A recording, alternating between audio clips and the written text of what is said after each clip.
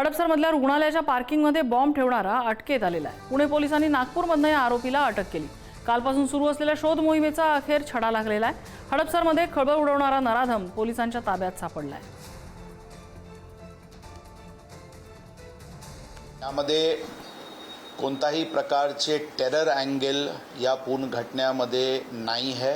हे फक्त एक इंडिव्हिज्युअल ॲक्ट होता आणि त्याचे मोटिव्ह प्रथमदर्शनी काही एक्स्टॉर्शन करण्याची हेतू असल्याचे प्रथमदर्शनी दिसून येत आहे। 10 तारीखला त्या हॉस्पिटलला काही पर्सनल ट्रीटमेंटसाठी गेला होता, जिथे त्याचे काही एस्टिमेट त्याचे खर्चाचे देण्यात आला होता। ते त्यांच्याकडे ते पैसे नव्हता म्हणून त्यांनी अशा प्रकारचे एक